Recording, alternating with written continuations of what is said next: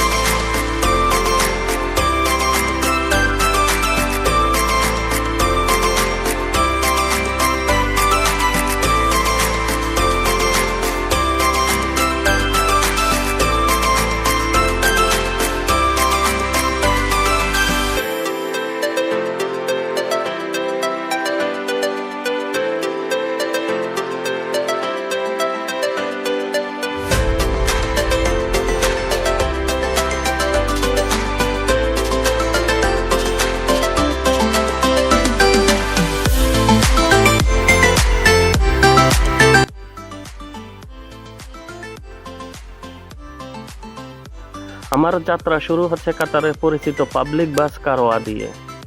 বাসের ভেতরটা বেশ আরামদায়ক আর ঝকঝকে পরিষ্কার। জানালার বাইরে তাকালে দেখা যায় কাতারের চমৎকার সব আধুনিক স্থাপত্য।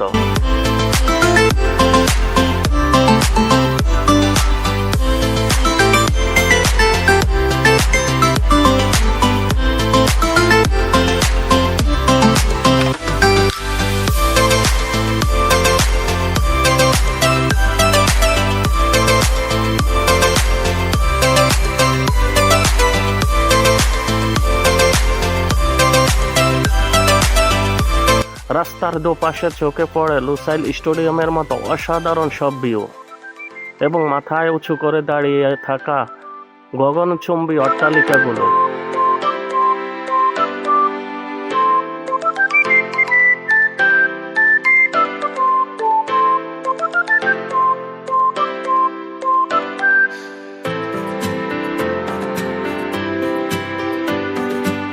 বাস থেকে নেমে যখন স্টেশনে পৌঁছালাম, সেখানকার আধুনিকতা দেখে সত্যি মুগ্ধ হয়ে গেলাম। বড় বড় ছাউনি আর সুন্দর সাজানো গোছানো চারপাশ। এরপর এসকালেটর দিয়ে উপরে ওঠার সময় চারপাশের দৃশ্যগুলো আরো স্পষ্ট হয়ে ওঠে। কাতারে ভ্রমণের এই অভিজ্ঞতা সত্যিই দারুণ। স্টেশনের ভেতরে ঢুকতে চোখে পড়ে এর আধুনিক এবং নান্দনিক ডিজাইন। প্রশস্ত করিডোর আর ডিজিটাল স্ক্রিনগুলো আপনাকে সব তথ্য দিয়ে দিবে মুহূর্তেই। এখানকার পরিচ্ছন্নতা আর শৃঙ্খলা সত্যি শেখার মতো। আমি এখন দাঁড়িয়ে আছি প্ল্যাটফর্মে, যেখান থেকে আমি দোহা মেট্রোতে চড়ব। দেখুন, প্ল্যাটফর্মের সুরক্ষার জন্য কাচের সক্রিয় দরজা দেওয়া আছে, যা ট্রেন আসার পর ঠিক সময় মতো খুলে যায়। ট্রেনের ভেতরে বসার জায়গাগুলো যেমন আরামদায়ক তেমনই আধুনিক। এই যাত্রাটি কতটা মিশ্রণ এবং দ্রুত তা আপনারা ভিডিওতে দেখলেই বুঝতে পারবেন।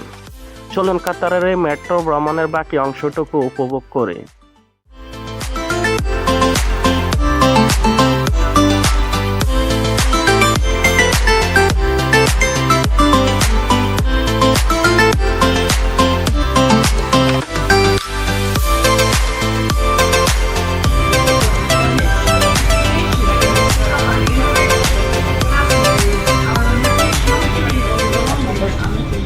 এখন আমি চলে এসেছি দোহা মেট্রোর অন্যতম ব্যস্ত এবং সুন্দর স্টেশন, কর্নিশ মেট্রো স্টেশন।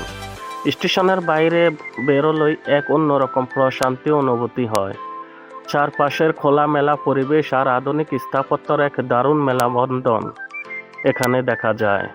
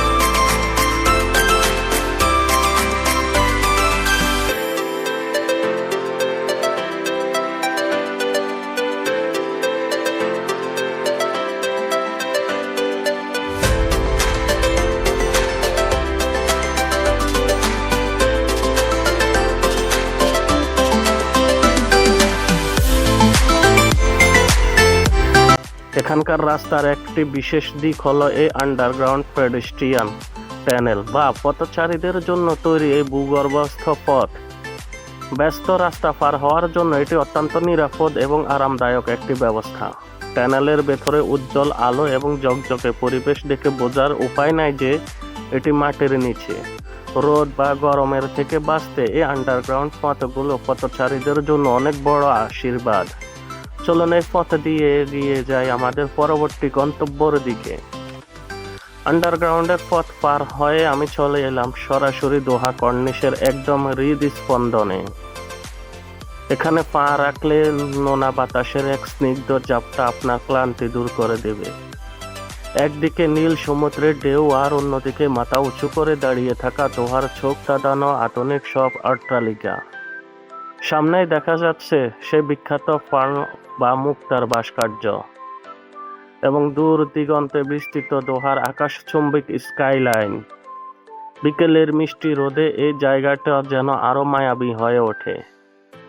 এখানে পর্যটক থেকে শুরু করে স্থানীয়রা সবাই আসেন একটু স্বস্তির খোঁজে।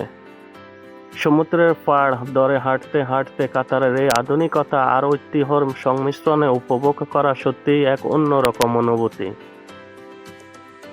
কর্নিশ কেবল আধুনিক দালাল কোঠার জন্যই নয়, এখানকার সাজানো গোছানো পার্কগুলো সমান আকর্ষণীয়। দেখুন, পরিবারের সাথে সময় কাটানোর জন্য এখানে রয়েছে চমৎকার সব ব্যবস্থা। শিশুদের জন্য যেমন খেলার জায়গা আছে, তেমনি বয়স্কদের জন্য বিশ্রামের সুব্যবস্থা। সমুদ্রের তীরের এই বিশাল খোলা জায়গা এবং সবুজ পার্কগুলো আমাদের মনে এক অদ্ভুত প্রশান্তি এনে দেয়।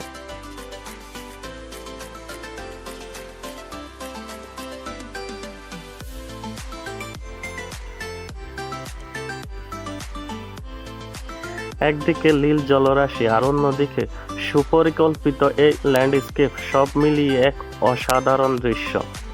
এখানে এসে দাঁড়ালে যেন সময়ের হিসাব হারিয়ে যায়।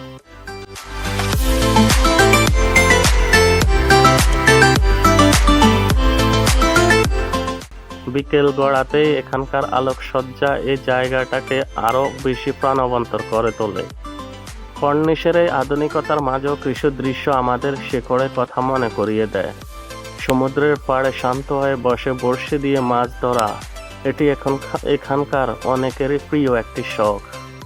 নীল জলরাশির দিকে তাকিয়ে মাছের অপেক্ষার থাকা, এই ধৈর্য আর প্রশান্তি ভিডিওতে না দেখলে বিশ্বাস করা কঠিন। সারাদিনের কর্মব্যস্ততা শেষে সমুদ্রের শান্ত ঢেউয়ের শব্দ আর এই বড়শি হাতে সময় কাটানো যেন মনের সব ক্লান্তি দূর করে দেয়। দেখুন কত ধৈর্য দিয়ে মাছ ধরার এই চেষ্টা চলছে। প্রকৃতির সাথে মানুষের এই মেলবন্ধনই কর্নিশকে আরো বিশেষ করে তুলছে। অবশেষে সন্ধ্যা নেমে আসলো কর্নিশের, আর সন্ধ্যার পর দোহা এই রূপ দেখার জন্য আমি সারাদিন অপেক্ষা করছি। জলমলে রঙিন আলোয় সেজে ওঠা কর্নিশের রাতের এই স্কাইলাইন সত্যি জাদুকরী। দিনের চেয়ে রাতের দোহা যেন একেবারে অন্যরকম। দিনের আলো থেকে রাতের জলমলে রূপ, দোহা কর্নিশের এই সফর আমার জন্য সত্যি স্পেশাল ছিল। কাতার ভ্রমণের এই ছোট্ট ঝলক আপনাদের কেমন লাগলো অবশ্যই কমেন্টে জানান।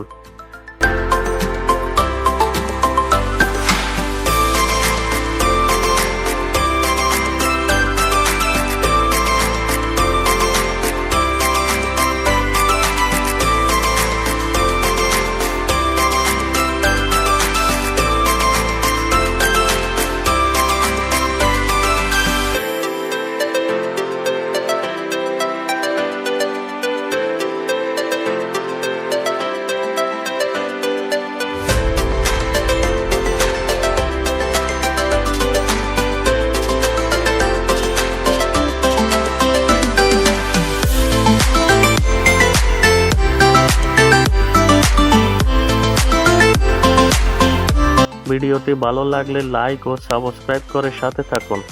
দেখা হচ্ছে খুব শীঘ্রই নতুন কোনো জায়গায় নতুন কোনো গল্পে।